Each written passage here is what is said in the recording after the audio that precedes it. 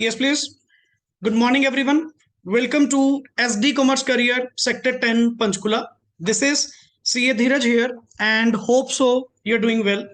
In the previous session, हम लोगों ने sir chapter 4 that is all about share capital and debentures के regarding एक शॉर्ट डिस्कशन करी एंड आज भी सेशन थोड़ा सा मेरा शॉर्ट ही होगा, जस्ट नॉर्मल से कुछ पॉइंट्स हैं आप लोगों से जो डिस्कस करने हैं, clear. And soon as possible from the coming week आप लोगों का एक proper defined structure for the classes आप लोगों के पास होगा, क्लियर। सो अब जो टाइमिंग्स आपकी थोड़ी थोड़ी आगे शिफ्ट होती जा रही हैं, इसको आप ऑन पिच लेकर आएंगे जैसा भी सिस्टम है आपका। तो चैप्टर 4 में सर आपने शेयर कैपिटल एंड डिबेंचर्स के रिगार्डिंग टू डिस्कशन करी, जिसमें अभी तक आप लोगों ने वर्ड जो सुना दैट इज अबाउट शेयर।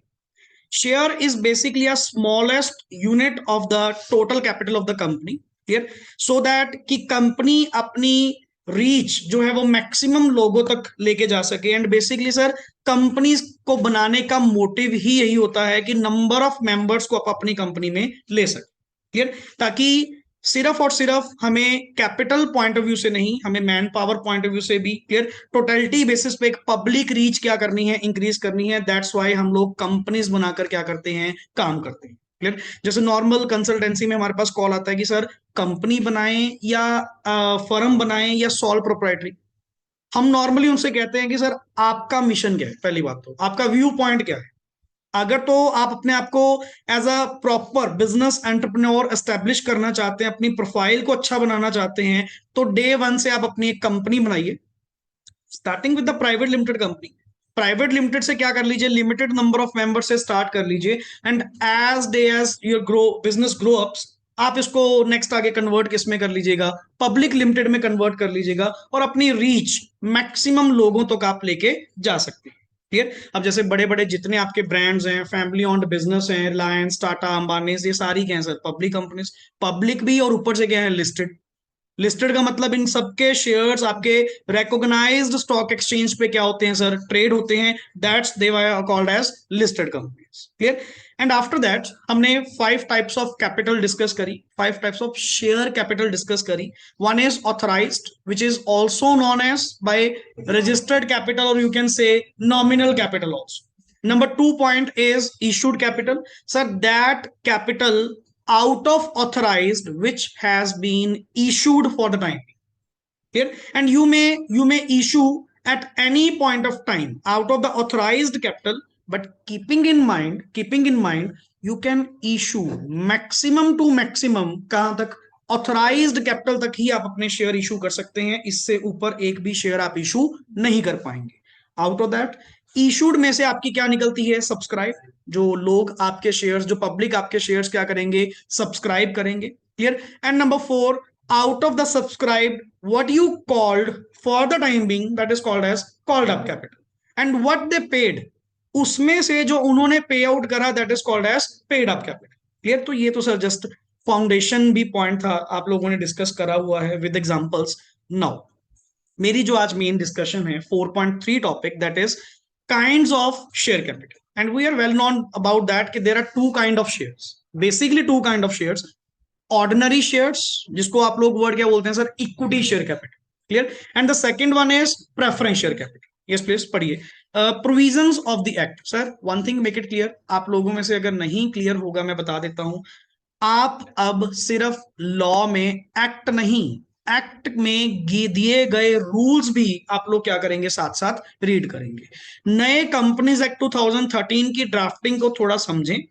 इन्होंने अब सिस्टम क्या कर दिए, चेंज कर दिए। पहले everything was explained in the section, हर चीज आपको, जैसे सेक्शन कौन सा चल रही है 43, हर चीज पहले आपको कहां मिलती थी, सेक्शंस में लिखी हुई मिलती थी। बट आज की डेट में ये सेक्शंस में नहीं, यहां पे क्या लिखेंगे, as may be prescribed, clear, या as such fees which may be prescribed. Clearly कहीं नहीं लिखेगा सेक्शन के अंदर, वो हर चीज एक्सप्लेन कहां पे करेगा, कंटेनिंग रूल्स।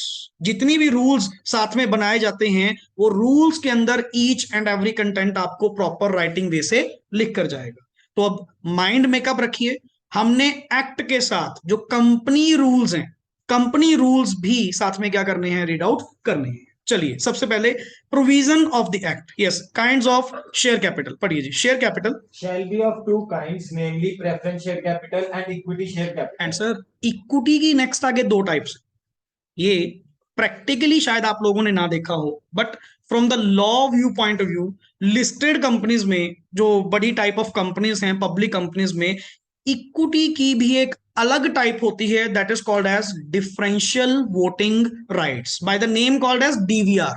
क्लियर कि इक्विटी में भी, वैसे तो सर सारी इक्विटी एक बराबर होती है, that's why we are called as, इसको क्या बोलते हैं, ऑर्डिनरी शेयर्स तो बोलते हैं कि जो शेयर्स इक्विटी तेरे पास है वही शेयर्स मेरे पास हैं, जो राइट तेरे पास है वही राइट्स मेरे पास हैं। नहीं सर, इक्विटी में भी एक डिफरेंट टाइप और एंटर करवा दी गई by the name called as equity with, special word पढ़िए क्या लिखा हुआ है, इक्विटी विद डिफरेंशियल राइट्स। कि सर इसमें आपके कुछ राइट्स अलग होंगे। मैं क्या sir what kind of rights, किस बात को लेकर, डिविडेंड को लेकर, मे बी वोटिंग पैटर्न को लेकर, किसी ना किसी थिंग्स को लेकर आपके पास एक डिफरेंट काइंड ऑफ इक्विटी क्या करवा दी गई, होल्ड करवा दी गई। So basically there are two types, number one preference and number two equity share capital. Number one with voting rights, same सबके पास क्या होगा, सेम राइट हो, clear. And number two with differential voting rights as to may be dividend, as to voting और otherwise जैसे भी आपको issue किए गए होंगे इन अकॉर्डेंस विद द, देख क्या लिखा हुआ है, such rules as may be prescribed by, section में कुछ नहीं बताएगा, सेक्शन में कुछ नहीं बताएगा, वही नेक्स्ट पेज पे इसके रूल्स गिवन होंगे, वहां पे आपको ये सारी चीज मेंशन होगी। मैं झूठ बोल रहा हूँ क्या, देखने लग गए, दिया हुआ है तो तभी तो बता रहा हूँ, शक है आता है यार तुम्हारी। नेक्स्ट पेज पे जो आपके पास क्या गिवन है सर, रूल्स गिवन है। रूल्स के अंदर आपको एवरीथिंग क्या मिलेगी, राइटिंग में एक्सप्लेन मिलेगी कि डीवीआर इशू करने के लिए आपके क्या क्या रूल्स हैं जो प्रिस्क्राइब्ड बाय क्या है, CG, and which you have to comply. Without complying with that rules you can't issue, आप किसी तरह के कोई डिफरेंशियल वोटिंग राइट्स या डिफरेंशियल राइट्स वाले शेयर इशू नहीं कर पाएंगे। नेक्स्ट इज, आगे चलिए सर, फिर डिवाइड करते हैं इसको दो पार्ट्स में। पहले वैसे डेफिनेशन पार्ट से, प्रेफरेंस की हमेशा क्या होती है, डेफिनेशन होती है, इक्विटी की कोई डेफिनेशन नहीं। इक्विटी की डेफिनेशन क्या है, share other than preference. Clear, पढ़िए प्रेफरेंस की sir, share capital carrying, yes please, preferential right with respect to dividend and repayment of capital is termed as preference share capital. Sir, why the term preference is used? Because you are given preference. किस बात की preference? With respect to 2 points. Number one is dividend and number two is repayment of capital. कि जब भी company पैसा वापस करेगी, जब भी कंपनी पैसा वापस करेगी, इक्विटी वालों से पहले किसका पैसा वापस होगा, प्रेफरेंस वालों। Sir you are given preference, that's why you are called as preference share holders. Clear है कॉन्सेप्ट, अदरवाइज है ये भी शेयर है ये भी शेयर है, तो बस एक डिफरेंस क्रिएट किया गया। बट वही तो आपको पता है फिर अल्टीमेटली सर, प्रेफरेंस वालों का डिविडेंड भी क्या होता है, फिक्स, एंड जो बचा वो सारा लास्ट में किसका होता है, इक्विटी का। बट अब ये टर्म भी थोड़ी सी चेंज कर दी गई है। अगर आप लोगों ने कभी पहले सुना हो कि there are types of preference shares, various types, clear, जिसमें कन्वर्टिबल प्रेफरेंस शेयर्स के नाम से अगर सुना हो वर्ड, ऐसे ही एक अलग टाइप आपके पास आज डिस्कस होगी, that are called as participating preference shares. Word क्या बोलते हैं, पार्टिसिपेटिंग, नया पॉइंट है, फाउंडेशन में भी हल्का सा वर्ड आया था। क्लियर कि sir there are some shares which are at the time of issue के टाइम पे ही हमने उनको पार्टिसिपेशन राइट भी दिया था। अरे प्रेफरेंस तो बेसिक है, प्रेफरेंस तो बेसिक है विद रिस्पेक्ट टू 2 पॉइंट, वो तो डेफिनेशन में लिखा हुआ है। पार्टिसिपेटिंग होगा या नहीं होगा दैट डिपेंड करेगा किसके ऊपर, सर वो टाइप बताना कौन सी है, वो टाइप कौन सी है। अगर तो पार्टिसिपेटिंग है फिर तो वो कर पाएंगे, अगर वो नॉन पार्टिसिपेटिंग प्रेफरेंस शेयर्स हैं देन उनको किसी तरह का कोई रेस्ट अमाउंट में से कोई हिस्सा नहीं देंगे। क्लियर, बट सर तुम प्रेफरेंस तो हो ना, प्रेफरेंस तो देंगे ही देंगे, and preference with respect to dividend, with respect to repayment, ये तो भाई मिलेंगी, ये तो मिलेंगी। बाकी हिस्से में कुछ मिलेगा नहीं मिलेगा वो डिपेंड करेगा तेरी टाइप वैसी है या नहीं है, दैट्स इट। पढ़िए सबसे पहले sir, preferential right as to the payment of, क्या लिखा हुआ है, dividend. Yes, in a case where a dividend is declared by the company, the preference shareholder shall have a preferential right to payment of dividend. जब भी dividend बांटा जाएगा अगर company declare कर रही है, अगर कंपनी डिक्लेयर कर रही है, first of all dividend is a charge or appropriation? Appropriation. तेरे को वर्ड क्या लिखा हुआ है? In case where dividend is, क्या लिखा गया? अगर कंपनी डिक्लेयर करेगी तो। पहली बात तो dividend is always a appropriation. अगर प्रॉफिट्स होंगे तभी बांटेंगे भाई, तभी अच्छे भी लगते हैं डिविडेंड देते हुए। बट सर यू नो, आपकी मे भी शायद हो सकता है क्यूमुलेटिव प्रेफरेंस हो, तो कंपनी डिक्लेयर करे ना करे तो आपके ऊपर तो देना पड़ेगा ही पड़ेगा, वो आपको थोड़ा सा थ्रेटिकली व्यू पॉइंट में मिलेगा मिलेगा। क्लियर? तो जब भी कंपनी क्या करती है, डिविडेंड डिक्लेयर करती है, सबसे पहले लाइन में कौन खड़ा होगा? प्रेफरेंस। बाद में किसका होगा? इक्विटी का। सर सच प्रेफरेंशियल राइट, ये जो राइट बार बार आप यूज कर रहे हो, किस बात का प्रेफरेंशियल राइट? कहता मैं तो समझ गया कि डिविडेंड का। डिविडेंड का रेट, डिविडेंड की अमाउंट कुछ तो बताओ। पढ़िए, such preferential right as to, पढ़िए क्या लिखा हुआ है? Payment of dividend may be with respect to fix rate 12%, कि हमने आपको आपकी कैपिटल पे 12% डिविडेंड क्या देना है? फिक्स देना है। मे बी रेट फिक्स हो, may be with respect to क्या लिखा हुआ है? Fixed amount, may be free of income tax, may be subject to income tax, that depends. Clear? That depends. तो जिस भी तरह के आपने उनको प्रेफरेंशियल राइट दिया होगा, आप क्लियरली वहां पे उनको मेंशन करेंगे। और ये सारी बातें बाद में नहीं, eight the time of issue of preference shares आपको क्लियर करनी होती है। जिनमें से दो थिंग्स तो बेसिक हैं, प्रेफरेंस हो तो डिविडेंड पहले एंड रीपेमेंट पहले, ये तो बेसिक थिंग है, तभी तो प्रेफरेंस कहलाए जा रहे हो। क्लियर? आगे चलिए। Preferential right as to, word क्या लिखा हुआ है? Repayment of capital. Yes please. In case of, specially word क्या लिखा हुआ है? Winding up. Winding up means liquidation. Company जब क्या करवाई जाएगी? बंद करवाई जाएगी। क्लियर? जल्दी जल्दी शेयर होल्डर्स का पैसा वापस नहीं होता। डिबेंचर्स वालों की तो क्या होती है? टर्म। लोन वालों की क्या होती है? टर्म। बॉन्ड्स वालों की क्या होती है? टर्म। कि जितने टर्म के लिए इशू करे, मान लो 10 साल, तो भाई साहब 10 साल के बाद पैसा वापस करना है। शेयर होल्डर्स के केस में जल्दी जल्दी आप लोगों की रीपेमेंट नहीं होती। बट अगर रीपेमेंट का सीन है, जैसे वाइंडिंग अप होने वाली है, क्लियर, और या फिर स्पेशली वर्ड, या तो वाइंडिंग अप होगी या क्या वर्ड लिखा हुआ है? Repayment of capital. जैसे मान लो हमने इशू क्या करे? Redeemable preference shares. हमने इशू कौन से करे?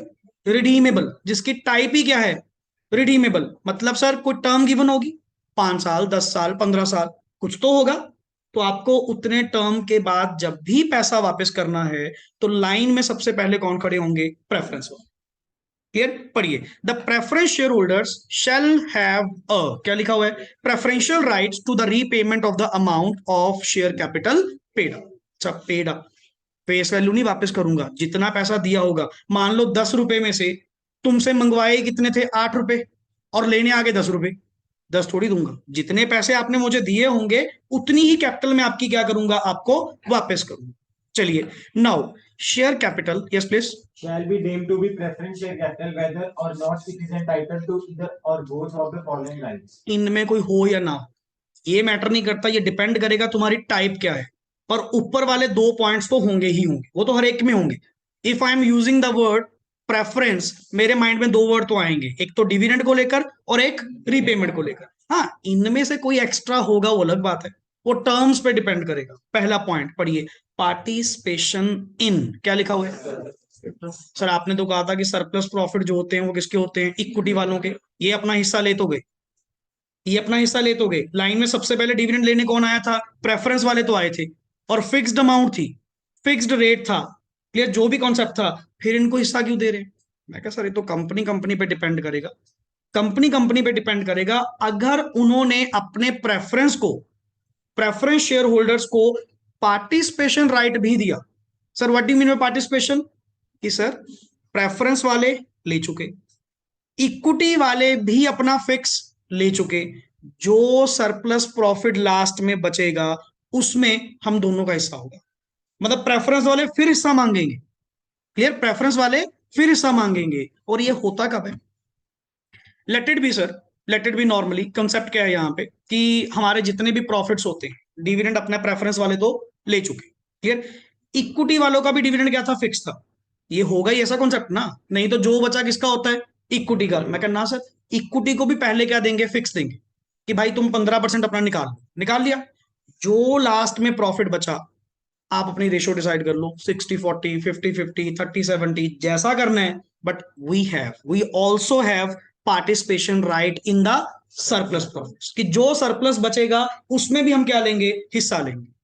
और ये राइट हमें दिया गया है, और वो भी इशू के टाइम से, कोई अलग से नहीं है, हमारी टाइप है पार्टिसिपेटिंग शेयर्स। पढ़िए क्या लिखा हुआ है, राइट टू पार्टिसिपेट विद किसके साथ, इक्विटी शेयर कैपिटल के साथ, इन the surplus profits in case of, क्या लिखा हुआ है, पेमेंट ऑफ, ऐसे ही अगर सरप्लस क्या बचेंगी आपके पास, एसेट्स। फिर वही बात आती है सर, वाइंडिंग अप के टाइम, चलो कंपनी आपकी क्या हुई, वाइंड अप हुई, सबके निपटारे कर दिए, सबके पैसे पूसे बांट दिए, जो लास्ट में एसेट्स बचती हैं वैसे किसकी होती हैं, इक्विटी की। वैसे किसकी होती हैं, इक्विटी की।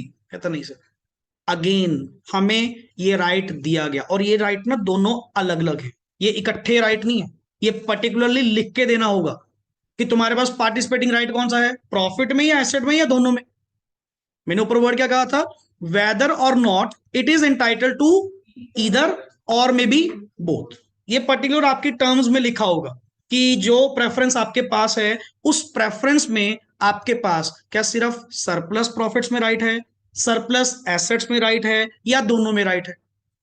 क्लियर कि जर्नली वाइंडिंग अप के टाइम, पढ़िए sir, right to participate, yes please. with the equity share capital in any surplus which may remain after the entire share capital. अच्छा वर्ड देख क्या लिखा हुआ, एंटायर में कौन कौन आ गया, इक्विटी प्लस प्रेफरेंस दोनों आ गई, कि सबका पैसा वापस करने के बाद भी अगर कंपनी के पास क्या बच रहे हैं, एसेट्स, सरप्लस एसेट्स, पैसा बच रहा है, बांट लो जी अपना जैसा जैसा हिस्सा तुमने डिसाइड कर रखा है, कंपनी ने जो आपको राइट दिया हुआ है। मतलब देख कैंसर, अभी तक तो तुम्हारे माइंड में शायद कभी वर्ड ऐसा होगा कि प्रेफरेंस वालों का जी फिक्स होता है, जो बचा वो लास्ट में किसका होता है, इक्विटी का। अब उसकी एक्सेप्शन आ चुकी, क्या एक्सेप्शन आ चुकी सर, अगर प्रेफरेंस वालों को तुमने क्या दिया होगा, पार्टिसिपेशन राइट, किस किस में, प्रॉफिट्स में, सरप्लस प्रॉफिट्स में या surplus, they can also participate in that, वो सरप्लस में हिस्सा ले सकते हैं। बट अगर ऐसा कुछ है ही नहीं है, फिर तो तुम्हारी बात पहले वाली सही तो है कि जो बचा वो सारा किसका, इक्विटी का, जब हमने पार्टिसिपेटिंग राइट दिया ही नहीं। समझ गए ना, तो ये कंपनीज कंपनीज के इशू करते टाइम डिपेंड करता है कि आपने टर्म्स क्या रखे। पढ़िए next is, yes equity share capital, sir share capital which is not preference share capital is termed as equity share capital. Applicability, ये सेक्शन 43 अप्लाइज टू किस पे, whether public or, sir private वाले preference issue कर सकते हैं क्या, private वाले, private companies क्या प्रेफरेंस इशू कर सकते हैं क्या, Yes. आधों के नो दिख रहे हैं मुझे, कर सकते हैं या नहीं, पब्लिक वाले कर सकते हैं प्रेफरेंस, कहां लिखा हुआ दिखा, कहां लिखा हुआ है, वर्ड पढ़िए दोबारा क्या लिखा हुआ है, सेक्शन 43, 43 में काइंड ऑफ शेयर्स क्या थे, 43 में काइंड ऑफ शेयर्स क्या थे, इक्विटी, और क्या लिखा हुआ है, अप्लाइज टू, तो कहां लिखा हुआ है भी प्राइवेट वाले प्रेफरेंस दे सकते, ये को तुमने कभी देखा नहीं है कि हमने कभी सुना नहीं है जी ऐसा कि प्राइवेट वाले प्रेफरेंस दे रहे हैं, दे सकते हैं, ऐसा कहीं मना ही नहीं है, ऐसा कहीं नहीं लिखा हुआ। मैंने लिमिट प्राइवेट कंपनी पे मेंबर्स की लिमिट लगाई थी 200 की, शेयर होल्डर नहीं बोला था, इक्विटी शेयर होल्डर नहीं बोला था, वहां पे वर्ड क्या लिखा हुआ था, limiting the number of members up to 200। फिर मेंबर के पास तो इक्विटी भी हो सकती है, प्रेफरेंस भी हो सकती है, तो किसने कहा जी प्राइवेट कंपनी वाले प्रेफरेंस इशू नहीं करते, कर सकते हैं, ये बात अलग है, अपन नहीं देखी, हमने कभी सुना नहीं जी ऐसा कुछ भी होता है। पब्लिक है जी, वो तो जो मर्जी करे खुदा है, ये काम थोड़ी चलेगा सर, प्राइवेट वाले भी इक्विटी प्रेफरेंस जो इशू करना चाहें करें, कोई दिक्कत नहीं है 1% भी। क्लियर, चलिए नेक्स्ट आगे, अब पढ़ते हैं सर मेन कॉन्सेप्ट मेरी आज की discussion, that is DVR issue करते टाइम, स्पेशली आपने वर्ड पीछे यूज किया, इक्विटी विद डिफरेंशियल राइट्स। किस तरह के differential rights, may be dividend को लेकर, मे बी वोटिंग राइट्स को लेकर, या मे बी अदरवाइज, जैसे भी आपकी क्लास बनाई गई होगी। पढ़िए सबसे पहले सर, इसके ऊपर जो रूल अप्लाई करता है, रूल नंबर, क्योंकि ऊपर सेक्शन ने क्या कहा था, as prescribed in the rules, तो ये रूल में प्रिस्क्राइब किया गया कि व्हाट इज द मेथड या what are the legal requirements, the important one, legal requirements क्या हैं अगर आपकी कंपनी डीवीआर क्या करना चाहती है, इशू करना चाहती है। सबसे पहले पढ़िए sir. Sir issue of shares with differential rights, पहली बात तो मस्ट बी, क्या लिखा हुआ है,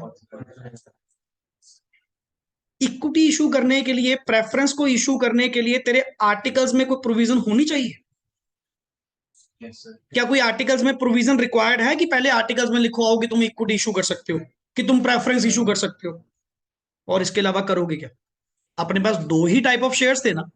क्या मैंने पिछले सेक्शन में, पूरे सेक्शन में ये पढ़ाया कि इक्विटी या प्रेफरेंस इशू करने के लिए आपको आर्टिकल्स में प्रोविजन रिक्वायर्ड है? नहीं सर, अभी तक तो ऐसा कुछ नहीं पढ़ा ना। बट डीवीआर के केस में पर्टिकुलर आपने पढ़ा कि अगर तुम्हारी company equity with differential right अगर इशू करना चाहती है, स्पेसिफिकली पहली पावर किसमें होनी चाहिए, आर्टिकल्स में। अगर तेरे आर्टिकल्स में इशू करने की पावर दी जाएगी, कंपनी कर सकती है, अदरवाइज वो कंपनी का काम क्या माना जाएगा, गलत माना जाएगा। तुम्हारे बेसिक दो ही डॉक्यूमेंट है ना, पहला document MOA that is memorandum of, and दूसरा AOA आर्टिकल्स ऑफ। इनसे बाहर होके तुम कोई काम नहीं कर सकते। क्लियर? इसीलिए इनकी ड्राफ्टिंग बड़ी सही वे से करवानी पड़ती है, एक एक पॉइंट। अब मान लो कोई पर्सन मेरे पास आया, कहता जी हमने डिफरेंशियल राइट्स वाले इक्विटी इशू करनी है। मेरा पहला क्वेश्चन क्या होगा, तुम्हारे आर्टिकल्स में प्रोविजन है ये कि तुम इक्विटी विद डिफरेंशियल राइट्स क्या कर सकते हो, इशू कर सकते हो? कभी चेक नहीं करा तो पहले चेक करना भाई। जब तक आर्टिकल्स अलाउ नहीं करेंगे तुम इशू नहीं कर पाओगे, तब तक जब तक आर्टिकल्स नहीं है। नहीं तो पहले जाके आर्टिकल्स में क्या कर, अमेंडमेंट कर, आर्टिकल्स में ये पॉइंट ऐड ऑन कर, फिर बाद में मेरे से बात करना, फिर मैं कुछ अदर कंप्लायंसेस बात करूंगा। तो साइड पे लिख AOA, first point, short words. Clear? First point is AOA। सबसे पहली आपकी जो रिक्वायरमेंट है, आर्टिकल्स में पावर, आर्टिकल्स में पावर। नंबर 2 पढ़िए जी, issue of, yes please, Shares with differential right must be authorized by passing ordinary resolution. yes, OR means, and ordinary resolution कब पास होता है, when majority of votes, मैंने word बोला majority of votes जो cast हुई हैं, मेंबर वाइज नहीं चलता। सुन लीजिए, बहुत सारे कंसेप्चुअल पॉइंट्स हैं। ये उल्टा मैं तो ये समझता हूं कि फायदे की बात है जब आप कोई भी बीच में से टॉपिक उठा रहे हैं, क्योंकि मैं वो सारी थिंग्स आपको एक्सप्लेन करूंगा जो नेक्स्ट चैप्टर्स में आप लोग पढ़ोगे। क्लियर? ये ordinary resolution, special resolution foundation में भी पढ़ा, यहां पे भी चैप्टर 7 के अंदर प्रॉपर वे से डिस्कशन होगी इसके ऊपर। But sir OR means when majority of the votes, जिन्होंने वोट करी, कई पर्सन था क्या कहते हैं, लेट इट बी हमारे कंपनी के मेंबर्स कितने हैं, 100। OR कब पास होगा, OR कब पास होगा, पक्का? जितनों ने, मैंने ये कहा, मैंने कहा 100 मेंबर्स, मैंने आपको ये तो बताया ही नहीं कि इनमें से वोट कितने ने करी है। आप लोगों ने वही एकदम से मेंबर के बेसिस पे क्या पकड़ ली, मेजोरिटी पकड़ ली, गलत। अब लाइन दोबारा बोलना, OR कब पास होता है, when majority of votes cast जो हुई हैं, अगर वो इन फेवर में आपके होंगी, फेवर में होंगी, देन आपका ऑर्डिनरी रेजोल्यूशन क्या हो जाएगा, पास हो जाएगा। अब सुन ध्यान से, मैं कह रहा हूं जी 100 में से 90 मेंबर्स ने वोट करी है, 90 बंदों ने वोट करी है। अब बता OR पास कब, 45 से ऊपर। अब आधी वोट तो होगी नहीं, तो 46 ही कह लेते हैं कि सर अगर 46 वोट्स आपकी फेवर में होंगी, देन रेजोल्यूशन इज क्या माना जाएगा, पास्ड माना जाएगा। तो आगे से गलती नहीं, बहुत छोटे छोटे पॉइंट्स लेकर आऊंगा, यही कंसेप्चुअल क्लैरिटी आप लोगों की होती है। डाउट कोई? लैपटॉप थोड़ी देर में दे रहा हूं, 10 मिनट। क्लियर? तो नॉर्मली हम लोगों का व्यू पॉइंट यहां पे क्या था, क्या सर, पॉइंट इज दैट जो वोट्स कास्ट होती हैं, कास्ट का मेजोरिटी चेक करो, नॉट टोटल मेंबर्स का। अब लेट इट बी 100% थे, 100 में से पहुंचे ही वोट करने कितने हैं, तो सर 60 का मेजोरिटी चेक करो ना, 100 का थोड़ी चेक करोगे। अब पढ़िए, issue of shares with DVR जो भी आपने करना है, मस्ट बी, दूसरी रिक्वायरमेंट, ऑथराइज्ड बाय पासिंग। इस पर्टिकुलर काम के लिए एक और रिक्वायरमेंट क्या, ऑर्डिनरी रेजोल्यूशन अपने मेंबर से क्या करवाओ, पास करवाओ, कि वो रजामंद है। उनकी यस है कि वो चाहते हैं कि आप इशू कर लो, हमें कोई दिक्कत नहीं। क्लियर, पढ़िए। OR shall be passed by, और एक पर्टिकुलर रिक्वायरमेंट क्या लिखा हुआ है जी, बाय, नया वर्ड। पोस्टल बैलेट का मतलब क्या होता है, मेंबर्स को फिजिकली बुलाने की जरूरत नहीं है, फिजिकली बुलाने की जरूरत नहीं है। क्लियर, उनको चिट्ठी पत्र डालो, उनको वोटिंग फेवर अपना जो कुछ भी है बनाकर लेटर डालो उनके रजिस्टर्ड एड्रेस पे, वहीं से बैठकर वो अपना बाय पोस्ट क्या कर देंगे, वोट कर देंगे। बट आजकल तो सिस्टम बड़े चेंज हो चुके, इलेक्ट्रॉनिक वे से आपकी वोटिंग। क्लियर, मन करे इंस्टा पे आईडी बना के ही वोटिंग करवा दे। क्लियर, वहां पे तो वोटिंग करवाते हो आप लोग, पोल करते हो कि नहीं करते? क्लियर, तो कंपनी करवाने लग जाए। तो सर इलेक्ट्रॉनिक वे से भी, बाय ईमेल, बाय मैसेजिंग, अब या बाय वेबसाइट पे क्लिक, जैसा भी करवाना चाहो, but the thing is physically आने की जरूरत नहीं है, मीटिंग बुलाने की जरूरत नहीं है। क्लियर, बाय पोस्टल बैलेट भी अगर आप OR पास करवा लेंगे तो भी हमारी रिक्वायरमेंट क्या मानी जाएगी, पूरी मानी जाएगी। आगे बढ़िए। If the provision of section 110 are applicable to क्या है, कंपनी। अब ये प्रोविजन कौन सी है, पोस्टल बैलेट की। ये प्रोविजन कौन सी है, पोस्टल बैलेट की, कि अगर कंपनी पे पोस्टल बैलेट एप्लीकेबल है, फिजिकली मत बुलाना, वहीं पे उनको बाय पोस्ट इधर से वोटिंग क्राइटेरिया भेजो, वहां से वो वोट करके डायरेक्टली आपको वापस कर देंगे। वो भी अपने आप में एक सफिशिएंट क्राइटेरिया माना जाएगा। चलिए next is the voting power. हाँ जी, In respect of shares with differential rights of the company, हाँ shall not exceed 74% of total voting power, बिल्कुल, including voting power in respect of equity shares with differential rights issued at any at point. Any point of time. पहली बात ये बता sir, ये condition क्या है? Sir ऐसे अगर तुम करने पे आ गए फिर तो सारी तुम DVR इशू कर दोगे, फिर बेचारे जो ऑर्डिनरी वाले हैं उनकी इज्जत क्या रह जाएगी? जो नॉर्मल वोटिंग राइट्स वाले हैं उनका तो कोई होल्ड नहीं रहेगा। कहता सुन सुन, लीगल रिक्वायरमेंट है। क्या चीज है? अगर तुम ये इशू करना चाहते हो, पहली रिक्वायरमेंट थी AOA, दूसरी रिक्वायरमेंट क्या थी, OR बाय पोस्टल बैलेट, सातवें word OR by postal ballot, तीसरी वर्ड मैंने क्या कहा, इनकी जो वोटिंग पावर होगी ना, इनकी जो वोटिंग पावर, जिनको तुम इशू कर रहे हो या कर चुके, कर रहे हो या कर चुके, दोनों को मिला के टोटल वोटिंग पावर का 74% से आपका एक्सीड नहीं होना चाहिए। अब लॉजिक दूंगा इसका भी कि 74% ही तुमने क्यों रखा। SR कितने पे पास होता है, स्पेशल रेजोल्यूशन कितने पे पास होता है? अगर यहां पे 75 कर देता, ये कल को मेरे सिर पे चढ़ के नाचते।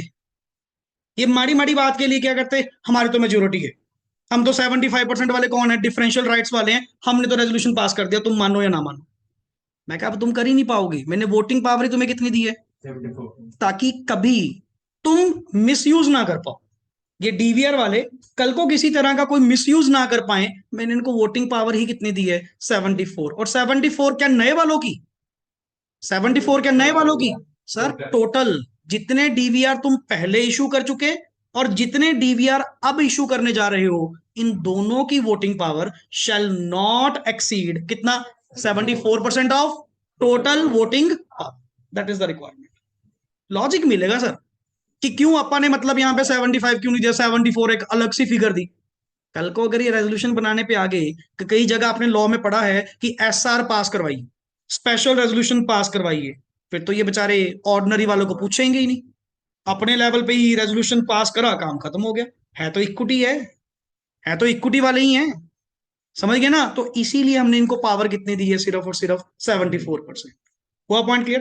तीन रिक्वायरमेंट, पहला AOA, दूसरा OR by postal ballot, and third, third क्या थी, इसको इसको आप ऐसे लिखिए साइड पे ब्रैकेट में, एग्जिस्टिंग DVR, इसको लिखिए आप ऐसे, मैं आपको शॉर्ट वर्ड्स में दे रहा हूं, यहां पे स्पेस पड़ी है ना, VP of, sorry, VP of, VP means voting power, voting power of, bracket में क्या लिख रहा हूं मैं, existing existing DVR plus new DVR, जो भी तुम इशू करना चाहते हो, plus new DVR voting power. अच्छा वर्ड है शैल not exceed, shell not exceed मतलब इक्वल टू तो हो सकते हैं, इक्वल टू तो हो सकते हैं, इसको वर्ड बोलो less than equal to. Clear, greater तो होने नहीं देंगे, less than equal to maximum 74 होने देंगे ना, तो आपका साइन क्या होगा sir, shall not equal to ये word 74% of total voting power, total voting power, कि टोटल वोटिंग पावर का सर, टोटल वोटिंग पावर का 74% से एक्सीड में नहीं होने। तीन कंडीशंस। चलिए नेक्स्ट आगे। The company has, yes please, Not defaulted in filing financial statements and annual returns for immediately proceeding, क्या लिखा हुआ है? financial. एक आपको पता है कंपनीज के केस में आपने सुना भी होगा या पढ़ा भी होगा, एनुअल फाइलिंग की रिक्वायरमेंट होती है। हर साल आरओसी के पास आपके डॉक्यूमेंट्स डॉक्यूमेंट्स दो होते हैं, एक होती है एनुअल रिटर्न और एक होती है फाइनेंशियल स्टेटमेंट्स की कॉपी। ये दोनों आपकी डिपॉजिट होती है किसके पास? आरओसी के पास। मैं कह सर पहले अपना रिकॉर्ड चेक करवाना, पिछले 3 साल में कोई एनुअल फाइलिंग डिफॉल्ट तो नहीं है ना तुम्हारा? रिकॉर्ड मुझे क्या चाहिए? बिल्कुल क्लीन चाहिए, क्योंकि इक्विटी तुम इशू करने जा रहे हो इतने हाई लेवल की डिफरेंशियल राइट्स के साथ। पहले अपने रिकॉर्ड तो क्लीन कर लो। इसको लिखे साइड पे, no annual filing default. Condition याद रखिएगा, नो एनुअल फाइलिंग डिफॉल्ट, कि किसी तरह का लास्ट 3 साल में मुझे आपका एनुअल फाइलिंग डिफॉल्ट नहीं चाहिए। एंड इवन नेक्स्ट आगे ई पॉइंट पर ये सर क्या लिखा हुआ है? द कंपनी हैज, वर्ड क्या है? No subsisting default in respect of, पहला पेमेंट ऑफ, आप में से काफी को पता होगा, declare dividend to be paid in 30 days. Clear? तो आपका कोई पेमेंट ऑफ डिक्लेयर डिविडेंड का कोई भी कॉन्सेप्ट नहीं है, कोई डिफॉल्ट नहीं है, जितना डिक्लेयर करा था सारा पे कर चुके। क्लियर? दूसरा, repayment of mature deposit means, matured मतलब जो ड्यू हो चुके, जिनकी रिडम्पशन ड्यू हो चुकी है। क्लियर? कहीं पकड़ के इमेच्योर वाले कर दो, अभी जिनका टाइम पड़ा उसको थोड़ी करेंगे, जिनका टाइम पीरियड एक्सपायर हो चुका, जिनकी वापसियां हैं। Clear? So repayment of mature deposit, और क्या लिखा हुआ है? Interest on deposits. And next is redemption of debentures और interest on debentures and redemption of, पहले सारा रिकॉर्ड क्लीन करो। और इसमें क्या कोई ईयर्स की कंडीशन है या वर्ड लिखा हुआ है सबसिस्टिंग? सबसिस्टिंग मतलब आज की डेट में मेरा कोई ऐसा डिफॉल्ट नहीं है।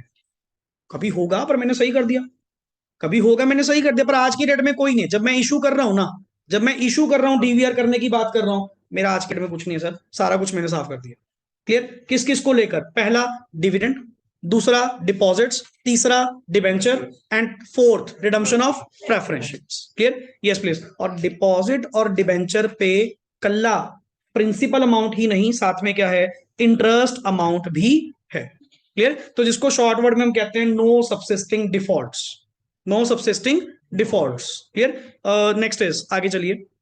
The company has Not defaulted in repayment of any term loan from a public financial institution or state level financial institution और शेड्यूल्ड बैंक और इंटरेस्ट पेबल देयर। हर जगह देखते रहा क्लीन रिकॉर्ड कह रहा है कि तुम्हारा किसी तरह से कोई डिफॉल्ट नहीं है। किसका? टर्म लोन का। टर्म लोन किससे? पब्लिक फाइनेंशियल इंस्टीट्यूशन से, कोई स्टेट फाइनेंशियल इंस्टीट्यूशन से, किसी शेड्यूल्ड बैंक से, एंड इवन उसके ऊपर इंटरेस्ट ऑल्सो।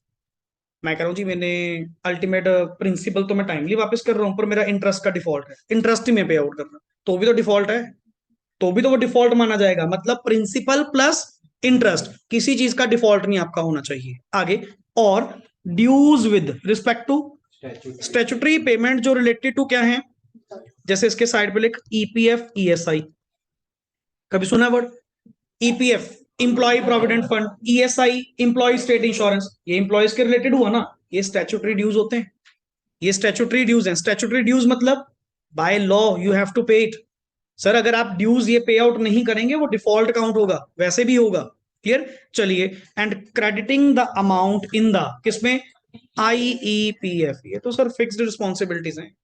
अब आपने पॉइंट पढ़े हुए हैं कि आईईपीएफ में कौन कौन सा पैसा डिपॉजिट होगा, समझ गए ना? तो वो डिविडेंड सेक्शन में आपने 125 रीड आउट किया था कि अगर किसी सेक्शन के मुताबिक कोई पैसा आईईपीएफ में क्या होना था? क्रेडिट, और तुमने करा नहीं, और तुमने वो पैसा डिपॉजिट नहीं करवाया, वो भी अपने आप में क्या माना जाएगा? डिफॉल्ट माना जाएगा। मैं हर जगह वर्ड क्या यूज कर रहा हूं? नॉट, कि मतलब अगर डीवीआर इशू करना है ना, ऐसा कोई डिफॉल्ट वगैरह जल्दी जल्दी नहीं होना चाहिए। और आगे, हाउ एवर, एक ध्यान से पढ़िएगा वर्ड, अच्छे ध्यान से, ये बड़ी स्ट्रिक्ट कंडीशन है। मैंने ऊपर वाले वर्ड में क्या कहा था? ई पॉइंट में no subsisting default, no subsisting, मन करे पिछले साल करा हो, अगर मैंने उसको सही कर दिया, कोई दिक्कत? कोई दिक्कत? आज की डेट में तो कुछ नहीं है ना। मैं फिर तुम्हें बार बार पूछ रहा हूं, आज की डेट में तो कुछ नहीं है ना। मैंने चाहे पिछले साल में जो मर्जी करा, आज की डेट में तो नहीं है। मैं इशू कर सकता हूं, यस, एलिजिबिलिटी है। बट अब पढ़ ये 3 पॉइंट्स को लेकर। 3 पॉइंट कौन से? एक तो टर्म लोन का डिफॉल्ट, दूसरा statutory dues for the employees का डिफॉल्ट, और तीसरा crediting the amount in IPF.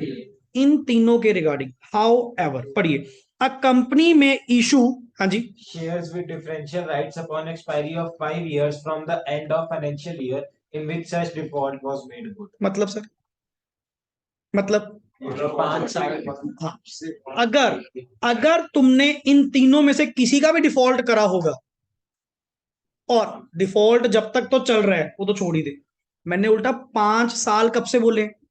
जब से वो डिफॉल्ट तुम क्या कर दोगे, सबसे हार्ड कंडीशन, जब से वो डिफॉल्ट तुम क्या कर दोगे, सही कर दोगे, उसके 5 साल बाद, मतलब 5 साल एक्सपायर हो चुके उस बात को कि जब हमने कभी डिफॉल्ट किया था, देन यू आर एलिजिबल। किस बात के लिए? कि आप अपने इशू कर सकते हैं डीवीआर। और मोस्टली मोस्टली कंपनी इसमें फंस जाती, तभी वो आपने जल्दी जल्दी किसी केस में सुना नहीं होगा, क्योंकि यार किसके ईपीएफ ईएसआई में डिफॉल्ट नहीं होते, टर्म लोन में किसके डिफॉल्ट नहीं होते। और जब से डिफॉल्ट सही करा, वहां से 5 साल तो बिल्कुल कूलिंग पीरियड है सर। 5 साल तो मतलब ही नहीं है, क्योंकि 5 साल होने दो सही होने से, तो जाके तुम डीवीआर क्या कर पाओगे, इशू कर पाओगे। लाइन दोबारा पढ़िए, how ever, yes please, a company may issue shares with differential rights upon expiry of upon expiry of 5 years from the end of कौन सा फाइनेंशियल ईयर?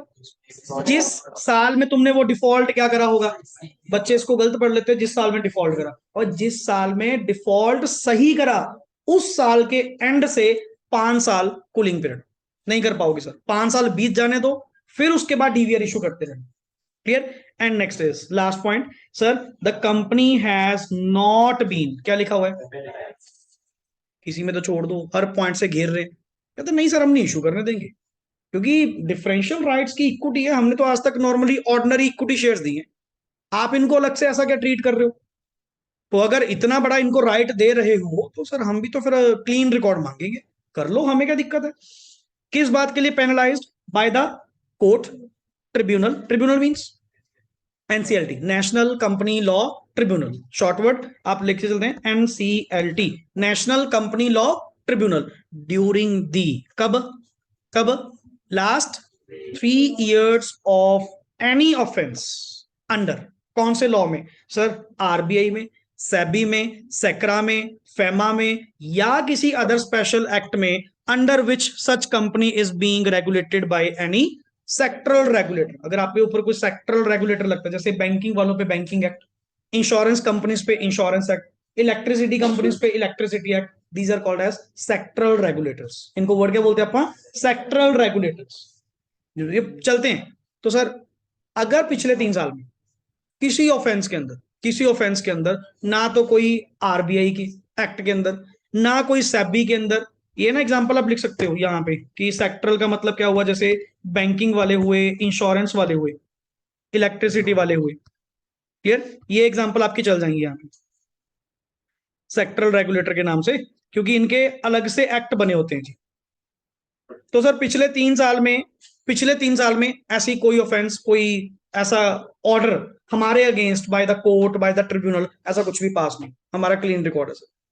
अगर ये सारी कंडीशंस आपकी रिक्वायरमेंट पूरी होंगी, वर्ड है सारी, लीगल रिक्वायरमेंट सभी हैं, कोई इनमें से एक नहीं है, एक तरफ कह रहा हूं डिफॉल्ट नहीं करना, दूसरे का करते कोई चक्कर नहीं, सारी लीगल रिक्वायरमेंट्स ऑल, सारी कंडीशंस पूरी कर दे, डीवीआर इशू कर ले, हमें क्या दिक्कत?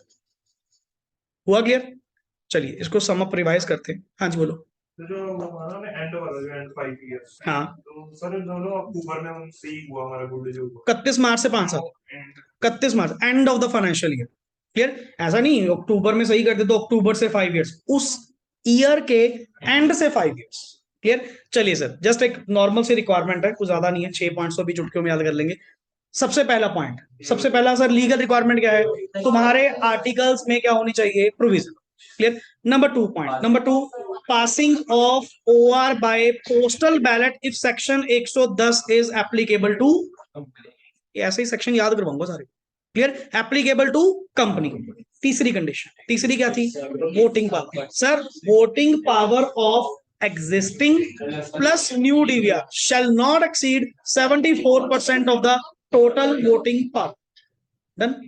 नंबर 4, 5, 6 ये तीनों ही डिफॉल्ट वाले। क्लियर। पहला नंबर 4, नंबर 4 में क्या था, no subsisting default.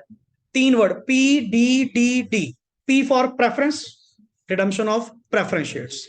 D for dividend, declaration of payment of declared dividend. D for mature deposits and interest thereon. D for redemption of debentures and interest there. Clear? तो no subsisting default of, short word बन गया आपका, no subsisting default of P D D D. P for preference, D for dividend, D for deposits, D for debentures.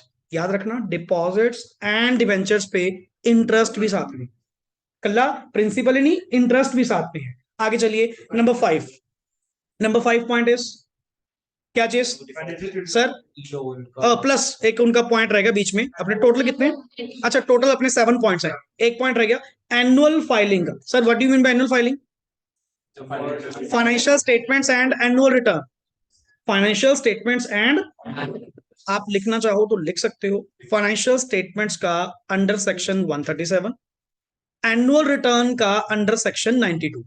137, 92 ये जिंदगी भर आपके पास मतलब काम आएंगे।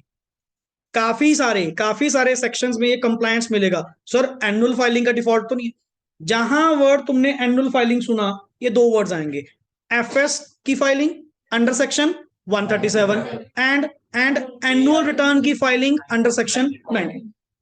सर पिछले कितने साल में, इमीडिएटली प्रीसीडिंग आपके 3 फाइनेंशियल ईयर्स में आपका कोई एनुअल फाइलिंग का डिफॉल्ट मुझे नहीं चाहिए। क्लियर। आगे चलिए सर, नेक्स्ट आगे क्या था, नंबर जो आपका पॉइंट था, sir the company has not defaulted in, 3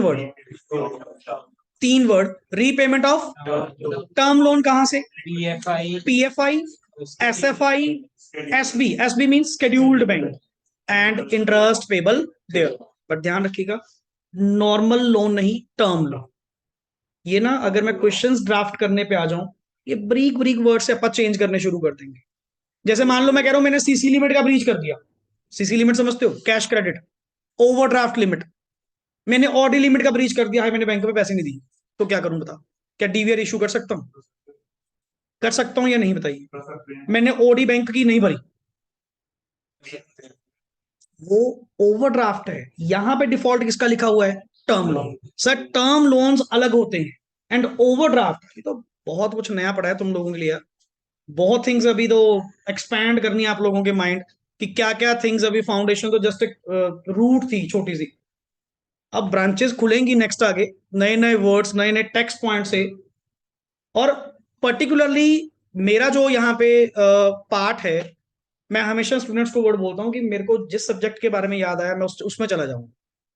मेरे को पर्टिकुलर ये नहीं कि मैं लॉ पढ़ा रहा हूँ, अकाउंट्स में वो चीज कहाँ पढ़ी होगी वो भी लिंकेज करवाऊंगा, टैक्स में वो चीज आपने कहाँ सुनी होगी, तुमने सुनी हो ना हो पर मैं बताऊंगा कि तुमने सुनी होगी। क्लियर, या सुनोगे, ये सारी थिंग्स। अब जैसे एक वर्ड मैंने बताया नहीं अभी, प्रेफरेंस के केस में आपने पढ़ा था ना, सब्जेक्ट टू इनकम टैक्स या without free of income tax. ये पहले आ जाने दीजिए, नहीं तो काफी मगअप हो जाएगा, काफी थिंग्स आगे चली जाएंगी। क्लियर। तो जैसे जैसे आप लोग क्लासेस को लेंगे, आपको लिटरली बहुत नई थिंग्स, बहुत नई वैरायटी ऑफ इंफॉर्मेशन आप लोगों के साथ शेयर की जाएगी। क्लियर। सो मैंने सिर्फ टर्म लोन कहा है जी। एंड दूसरा क्या था, statutory dues with regard to employees, कौन से, लाइक ईपीएफ, ईएसआई, उनके जो पैसे होते हैं। Clear. And crediting the amount in IEPF, section 125 normally होता है। चलो क्लियर। सो बेसिकली अगर इन 3 केस का, अगर इन तीनों में से कोई भी आपने डिफॉल्ट करा, जल्दी जल्दी छोड़ूंगा नहीं, इस डिफॉल्ट तो तूने कर दिया, मैं तो कह रहा हूं डिफॉल्ट जिस ईयर सही करोगे ना, उस ईयर के एंड ऑफ फाइनेंशियल ईयर से 5 साल तक कूलिंग पीरियड नहीं कर पाओगे सर। मतलब उस बात को सही किए हुए कितने साल हो चुके, 5 साल हो चुके, then I will be eligible today. मैं फिर आज एलिजिबल हूं, otherwise you are not eligible. And the last one is क्या थी सर, मुझे अपनी कंपनी को कोई भी पेनलाइजेशन नहीं करवाई गई बाय कोर्ट के ऑर्डर से या कोई ट्रिब्यूनल के ऑर्डर से अंडर दीज एक्ट, कौन कौन से? आरबीआई, सेबी, सेक्रा, फेमा और एनी अदर सेक्टरल रेगुलेटर, इनके मुताबिक सर। और वो भी कितने साल? ड्यूरिंग लास्ट 3 years, पिछले 3 साल में मैं किसी ऑफेंस के अंदर नहीं फंसा, मेरा बिल्कुल रिकॉर्ड क्या है सर, क्लीन है। और मैं आज की डेट में अगर ये सारी रिक्वायरमेंट्स क्या करता हूं, पूरी करता हूं, then I will get the eligibility. किस बात की एलिजिबिलिटी? To issue DDs. अब समझ में आया? अब ये सारी थिंग्स ये सेक्शन में कभी एक्सप्लेन नहीं करते, ये कहां एक्सप्लेन करते हैं? रूल्स के अंदर। हुआ क्लियर? तो सर मैक्सिमम आप लोगों के साथ पार्टिसिपेशन रहेगी। क्लियर? जितना मेरे साथ साथ आप लोग इस चीज को बोलेंगे, मेरे साथ इसको प्रोनाउंस करेंगे, उतना कॉन्फिडेंस आप लोगों का टॉपिक वाइज लेकर आऊंगा। क्लियर? बढ़िया बैच में यही फर्क होता है कि अल्टीमेट पॉइंट आउट भी करेंगे, डेली पार्ट आप लोगों का थोड़ा लिसनिंग भी रहेगा। क्लियर? क्योंकि इसको बोल बोल कर ही याद करना, राइटिंग में तो करेंगे जो प्रैक्टिस आपकी करनी है, but the main thing is section wise sir बोलो। क्लियर? कि अल्टीमेट कॉन्फिडेंस मिले, सामने वाले को हिला दो एक बार कि भाई सेक्शन याद करी फिरता है। क्लियर? लिखना नहीं है सेक्शन, याद करना है, क्योंकि अगर गलत लिखा गया सारा ही गलत। समझ गया ना? जस्ट वैसे ही, और याद नहीं करने होते। जब आप इसको 2-3 बार जब गो थ्रू करेंगे, रिवाइज अप करेंगे, ऑटोमेटिकली आपके फ्लो में आ जाएंगे। 20 बार तो क्लास में मैं ही गिना दूंगा। अभी भी annual return section 92, financial statements 137, आपका सेक्शन वाइज उड़ेंगे, कोई दिक्कत वाली बात नहीं है। Clear? But the thing is, जो कमिटमेंट आपसे चाहिए दैट इज, जितना डेली पार्ट आप लोगों को करवाया जा रहा है, आपकी सिर्फ और सिर्फ चिंता उस चीज को लेकर होनी चाहिए, सिलेबस की नहीं। कि कैसे होगा रेस्ट पार्ट, कैसे नहीं, वो हमारा काम है, वो हमारा पार्ट है। आपकी रिस्पॉन्सिबिलिटी जो बनती है, जो तुम्हें करवाया जा रहा है, उसको पॉलिश करके आइए, उसको अच्छे से निकाल कर आइए। क्योंकि मेरे को सर अल्टीमेट जिस टाइम पे जो चीज लिंक हुई आपसे सुनी जाएगी। क्लियर है? तो आपसे कमिटमेंट जस्ट ये चाहिए, इसीलिए सेकंड हाफ आपका बिल्कुल फ्री है। क्लियर? ये क्लासेस जब आपकी मैनेज हो जाएंगी, मॉर्निंग शेड्यूल आपका यहाँ चलता है, सेकंड शेड्यूल आपका बिल्कुल फ्री है हाफ। क्लियर? उसमें अपना करिकुलम बनाइए, ज्यादा भी नहीं कि शुरू से ही पूरी जान लगा रहे हैं, ऐसा कोई भी नहीं है।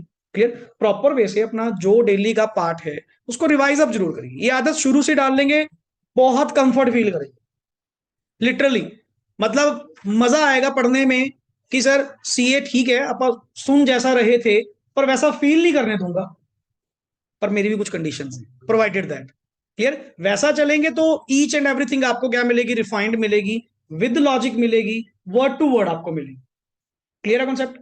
और ओल्ड स्कीम ही आपके ऊपर एप्लीकेबल है। अब तो नोटिफाई बिल्कुल क्लैरिटी से आपको दे दिया गया, हमारे लिए और पॉजिटिविटी बनती है क्यों इन कॉन्सेप्ट्स को और नेक्स्ट आगे आपको पॉलिश करके दो, ईच एंड एवरी वर्ड और खेलेंगे इसके अंदर, ऑरली चलेंगे कल्ला कल्ला, क्यों हमारा भी होल्ड बन जाता है ना सिलेबस के ऊपर। क्लियर? जबकि न्यू सिलेबस पे तो थोड़ी एक्सटेंशन करनी थी, नए कुछ उन्होंने ऐड ऑन करने थे, तो सर और मजा लेंगे, चिंता ना कर। एक्सपीरियंस अपा लेकर कौन कौन से एग्जाम से कैसे कैसे क्वेश्चन पूछे जाते हैं, साइड बाय साइड आपको मार्क करवाए जाएंगे। Is that clear? चलिए, ओके जी, thanks lot, and rest we will do in the next part. Okay ji.